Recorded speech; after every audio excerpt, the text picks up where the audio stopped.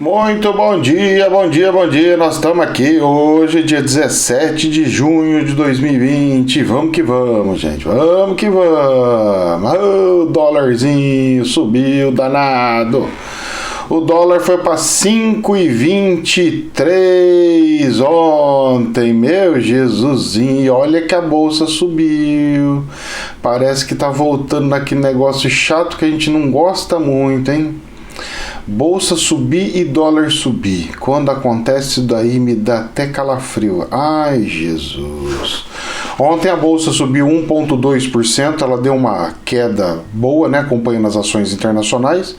E no final do dia, com os recados do governo americano, ela voltou a ribar, voltou a subir. Hoje o mercado internacional está estável, com uma tendência de equilíbrio, então um pouquinho para cima, um pouquinho para baixo, nem para um lado nem para o outro. E não sei como é que vai ser não, eu só estou preocupado com esse negócio do dólar aqui que começou a subir, hein? O dólar subiu 1,76%, 1,76%, foi para 5,23 e me preocupa, eu quero que ele fique para baixo do 4 lá e vamos torcer para ele começar a baixar esse negócio aí. Ele, pior que ele foi subindo gradual, né? Não foi de especulativo, foi porque foi acompanhando o mesmo crescimento de uma tendência, né? O gráfico aqui, que quando a gente bate o olho, a gente vê uma tendência. Olha, gente, para quem me conhece sabe que eu não gosto disso daí não. Hoje, tendência da Bolsa de Valores, estabilidade, sobe um pouco, desce um pouco. Ela está com 93 mil pontos. Pode querer buscar uma alta um pouco maior? Pode, mas vou ficar um pouquinho de cautela, né? Apesar que ultimamente, graças a Deus, não está tendo tanto ruído do governo federal. Né, parece que está fluindo um pouquinho mais as coisas, né? Mas mesmo assim, falando de ruídos, nós temos hoje reunião do cupom. Pois é, isso influencia diretamente na nossa vida, aí na vida dos pobres mortais que juntam o seu mísero dinheirinho para poder aposentar, comprar uma casa, comprar um carro, comprar alguma coisa, certo? Para não perder conforme junto com a inflação. Então tá lá, Selic pode ser cortado em 0,75. Eu vou falar para você, se cortar esse negócio do jeito que eles querem, o problema é que eles anunciaram, né?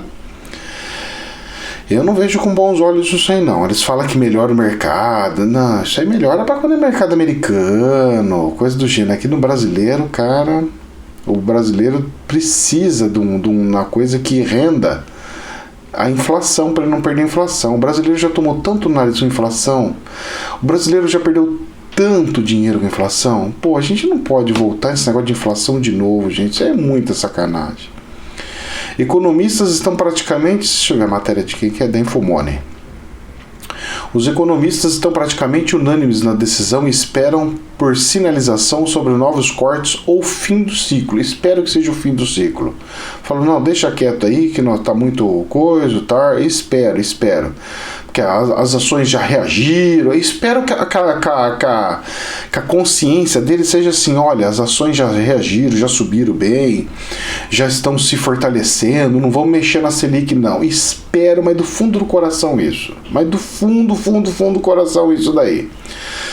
São Paulo, os dados econômicos fracos como os de vendas no varejo divulgados na terça-feira mostram que os investidores devem ficar bastante atentos ao teor do comunicado da decisão do Comitê de Política Monetária, o Copom, nesta quarta-feira. Normalmente eles fazem quando termina o horário da bolsa, né, umas 6 horas da tarde que eles anunciam. Apesar de não mudarem o cenário para essa decisão específica, para a qual está amplamente precificado um corte de 0,75, a ideia é observar se a autoridade monetária deixará a porta entreaberta ou fechada para uma nova redução na taxa básica de juros. Hoje a Selic está em seu menor patamar histórico, de 3% ao ano. Inflação está 0,25 ao ano, não é o que eu vejo nas prateleiras de comida, não. Pode ser em passagem aérea, mas aí meu filho, isso aí não é coisa para pobre, não. Tô falando coisa de pobre. Depois de uma redução de 0,75 na última reunião do cupom de 6 de maio. Foi o 7º corte consecutivo da data, que estava em 6,50 até setembro de 2019. Puta merda, como é que era bom, rapaz do céu, e nós não sabia. Oh, Jesus. quando o atual ciclo de relaxamento monetário começou. Caso seja confirmada a redução de 0,75, a Selic cairá para 2,25 ao ano. Que engraçadinho, né? O Tesouro Direto tá numa boa, né? Ai, que lindinho. Segundo Jason Vieira, economista da Infinity Asset, o ineditismo do cenário atual dificulta a atuação do Banco Central em criar expectativas de longo prazo. Teremos mais dados econômicos ruins em maio e junho. Maio já passou, mas bom, é o que os dados aparecem depois. E as perspectivas só mudam se houver alteração no contexto da pandemia. Para ele, os juros, que já estão superestimulados a ponto de ser observado pelo Banco Central, entenderá o contexto macroeconômico desta reunião em diante, com bastante atenção aos sinais sobre os próximos movimentos do cupom.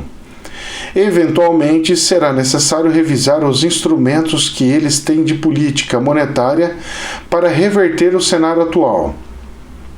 Em relatório, a equipe de analista da XP Investimentos escreve que não espera uma porta fechada para novos cortes no comunicado, apesar do comitê ter sinalizado na reunião passada que esta seria a última redução. Isso porque as projeções da inflação do Banco Central estão bem abaixo da meta para os próximos 2 anos, com expectativa para índice nacional de preços IPCA caindo de 2,4 para 1,8 em 2020. Ah, então vocês estão fazendo em cima do IPCA. Tá certo, porque eu uso IPCA para fazer o Tesouro Direto. Ok. Só que esse IPCA seu tá meio furado, né? Porque não é isso que eu tô vendo no mercado, não. Não é isso não, moço. Eu tô indo no supermercado, não tem uma coisa que abaixou o preço. Todas, quando eu falo todas, é todas. As coisas subiram de preço. Então eu não sei da onde que ele tá imaginando esse negócio é estranho não, moço. Deve ser porque as lojas tá fechadas, ele não consegue saber o preço de quanto que foi os negócios, não, de eletrônicos, bagulho aí. Fernanda Consorte, economista-chefe do Banco Ouro Invest. Engraçado, né? Quando aquelas empresas faz pesquisa, faz coisa a favor do governo, elas são boas, pode usar esses números. Quando faz pesquisa eleitoral, não presta porque não sabe o que faz. Olha, rapaz, olha, eu não gosto muito desse negócio aí não, hein? Fernanda Consorte, economista-chefe do Banco Ouro Invest, também acha pouco provável que o comunicado seja definitivo ao afirmar que o ciclo de corte acabou. Espero que ele tenha acabado e, pelo contrário, volta a subir, porque brincadeira, hein? Para afrouxar a política monetária, estamos claramente em um final de ciclo, avalia. A economia entende que, apesar dos dados econômicos brasileiros ainda estarem patinando, a confiança pouco mostra recuperação, o que é importante para a retomada econômica. Eu também acho. Outro ponto que não causa mais preocupação é o exterior. Jason Vieira lembra que com os Estados Unidos criando 2,5 milhões de empregos em maio, exibindo um crescimento de mais de 17% das vendas do varejo de um lado e a China em franca retomada de outro, os exportadores são os menos preocupados com a crise. Nossa, rapaz, já resolveu o problema? Desconheço. Mas vamos que vamos. Mesmo porque eu vou falar uma outra nota aqui que saiu aqui, que tá falando justamente o contrário disso aqui. Por isso que é bom cruzar a informação. A melhora no exterior é o que tem dado alívio. Presta atenção, a melhora no exterior é o que tem dado alívio, pois tudo pode ser bem menos pior do que se imaginava. A questão é como vai ser a reação aqui. Vamos lá. As empresas que estão subindo a bolsa de valores são tudo exportadora? Não, querido. E por que está crescendo aqui? Cresce no vácuo, e quando cresce tudo de uma vez. Pai do céu. Uma coisa que eu acho muito engraçada é que as ações não crescem individualmente, elas crescem em bloco. É como se eles pegassem e fossem fazer o investimento de tudo, sabe? Como se fosse, vamos colocar o dinheiro, somos corretoras. Temos que pulverizar em todas as ações, porque vai, sai que... Cara, mas nesse meio aí tem um monte de ovo podre. Eu não gosto muito desse tipo aí não. Eu acho que está na hora de começar a ter corretora que começa a fazer análise mais detalhada do negócio, senão não vai ficar bonito não, hein? Por outro lado, os analistas do Itaú BBA, que são aqueles que emprestam dinheiro, escreveram em relatório que o comitê deve continuar ressaltando as incertezas do cenário e pode sinalizar a interrupção do ciclo de baixas da Selic, entrando assim em um período de observação para avaliar os efeitos das decisões recentes, assim desenhar os próximos passos de sua estratégia. De acordo com o Itaú, expectativas bem ancoradas e o elevado grau de ociosidade da economia indicam um cenário prospectivo de inflação abaixo da meta no horizonte relevante de política monetária, mas não é uma queda de inflação porque o país está controlado, é porque o consumo despencou, meu filho, isso é diferente. Quando o consumo despenca, é falso essa inflação, é falso. Tanto é falso que a gente vai no supermercado e a gente vê como que é falso de fato. Esperamos que as autoridades monetárias optem por manter a taxa básica neste patamar extraordinariamente especulativo de 2,25 ao ano por algum tempo, mesmo com certo risco advindo da trajetória fiscal. Ou seja, estão falando que pode ter inflação aí, porque o negócio está ficando maluco. E o dólar subindo, que nem eu falei para vocês. Bom, eu não vejo um bom cenário para isso aí não. Mas, em todo caso, se os caras estão vendo, deixa ver. Vamos ver o que acontece. Né? Os caras querem pagar para ver. Bom, gente, outra coisa é o seguinte. Gravíssimo em cima disso daí, desse comentário que eu fiz aí. Pequim eleva nível de El País, tá? O jornal El País. Pequim eleva nível de alerta sanitário por surto extremamente perigoso, entre aspas, de coronavírus. Por quê? Veja bem. O início da pandemia, por mais que tenha acontecido numa cidade de 10 milhões de habitantes lá na China, é uma cidade muito pequena para eles, perto da realidade do país, de 1,5 bilhão praticamente, certo? Então, o que acontece? Pequim é a capital política e a capital financeira deles lá praticamente, certo? A capital política é a capital deles, a capital política.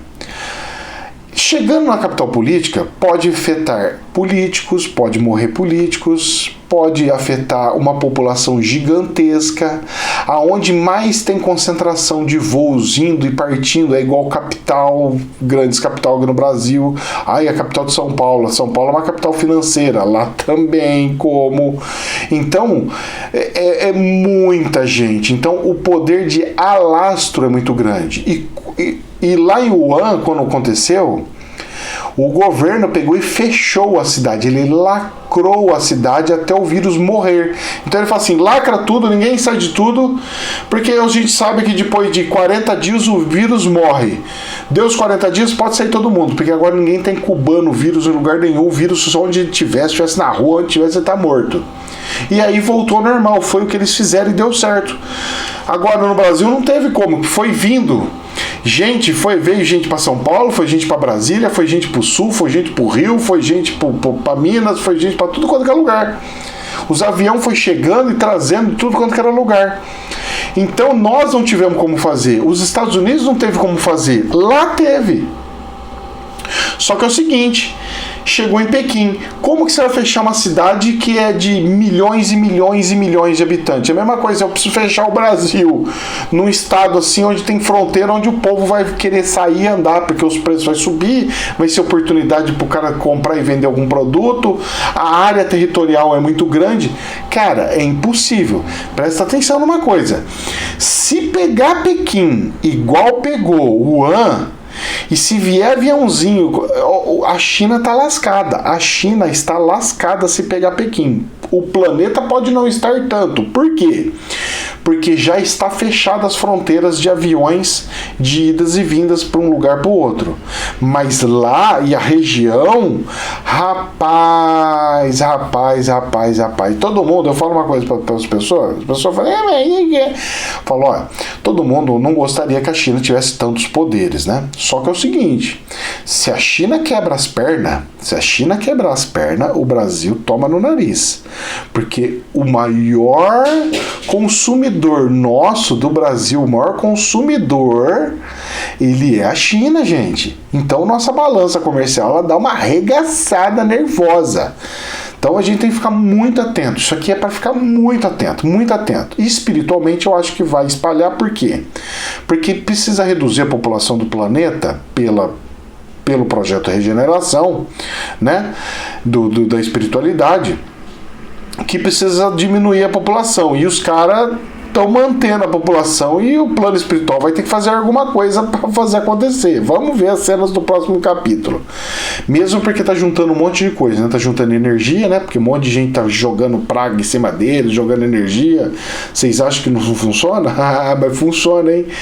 E aí aparece esses vírus bem lá na capital, onde ele estava protegendo do máximo e o máximo. Ai, eu não vejo isso com bons olhos. Bom, mais ruído para ver mudanças na bolsa aí, que já deve estar chegando, as mudanças. Vamos lá, China e Índia, o que há por trás da escalada de tensão que deixou 20 soldados mortos em choque na fronteira entre China e Índia? BBC News. Bom, gente, eu andei dando uma analisada. Não foi bem uma guerra entre os exércitos da China e da Índia, foi o povo local lá, é uma área de conflito e faz divisa inclusive com o Paquistão. Então ali nós temos, na verdade, são 3 países, não é só 2 não. Nós temos Paquistão, influência do Paquistão com a cultura religiosa muçulmana, nós temos a Índia e nós temos a China. Então é uma região ali de importância também, porque é um lugar de tráfego, onde você pode atravessar e chegar em 3 países, né? E o negócio ali tá delicado nessa coisa, mas isso é uma coisa antiga, já teve, parece que teve conflito lá em 65, se eu não me engano. Eu não lembro o ano que foi, deixa eu ver se tem um ano aqui. Eu sei que foi pouco tempo que teve aí, foi depois da Segunda Guerra Mundial. Teve um conflito lá. Deixa eu ver, desde a década de 1950, a China se recusa a reconhecer as fronteiras traçadas durante a era colonial britânica. Em 1962, isso levou uma guerra breve, 1962, levou uma guerra breve e brutal, que resultou em uma humilhante derrota militar para a Índia. A Índia tomou no nariz lá, então você vai vendo já. Desde essa guerra, Índia e China se recusam mutuamente de invasão. Fica lá, fica naquela historinha mesmo da coisa do Oriente Médio, fica lá, fica brincando lá de... A Índia diz que a China está ocupando 38 mil quilômetros quadrados de seu território, que fica na área onde o atual confronto está ocorrendo. Olha, eu, como trabalhei nas Nações Unidas, eu vou falar uma coisa para você. Isso daí só se resolve, sabe como? Transformando a área como se fosse área internacional, sem governo. Área internacional é uma área livre. Eles somente colocam um representante ali, mas não é um governo, não é um país, mas sim uma representatividade. Fica uma área internacional, como se fosse uma área de livre comércio, uns negócios assim. Funciona, viu? Todos os lugares que eu vi fazer funcionar, funciona. Lá em Gana foi feito, funcionou, bacana. Tem um monte de lugar que foi feito. Gana, não. Foi Gana. Foi. Eu só sei que fica um negocinho perto do Senegal ali. Eu lembro, eu esqueci o nome, acho que não é Gana, não, mas bom. Mas isso daí eu acho que funciona. Vamos lá, mais um outro negócio aqui, internacional, meio maluco. Só que isso aí ainda não afetou aqui a bolsa, hein? Mas vai afetar esse negócio do vírus, hein? Esse negócio da guerrinha, esquece, isso aí não afeta nada. Isso aí é só... pretexto de mídia, sabe? Pegou um negocinho que sempre existiu, que tava lá, sempre lá, porque morreu 20 pessoas, é grande coisa. Vai na Venezuela lá, você vai ver quantas pessoas estão morrendo toda hora, vai ver Covid aqui, quantas pessoas estão morrendo. Bom, jornal AFP. Pyongyang explode escritório de ligação com Seul. Bom, O engraçado foi o seguinte, o carinha lá, ó, Coreia do Norte, ela pegou e explodiu o escritório de ligação com o Sul, que fica bem na fronteira, e junto com o começo desse negócio da China com a Índia. Eu acho que a China e a Índia não vai ter problema. Pode ter problema se eles quiserem falar assim, eu precisava de um pretexto, puta, esse pretexto para mim vai ser uma benção, então vamos usar esse pretexto para fazer alguma coisa? Vamos, então vai. Aí nesse caso pode acontecer coisas sérias. Fora isso eu não acredito. Só que aí vem a pulguinha atrás da orelha. Por que a Coreia do Norte cortou relação com a Coreia do Sul? Explodiu o prédio de comunicação de uma Coreia com a outra. Por que faria isso? Ah, mas essa história tá mal contada, hein?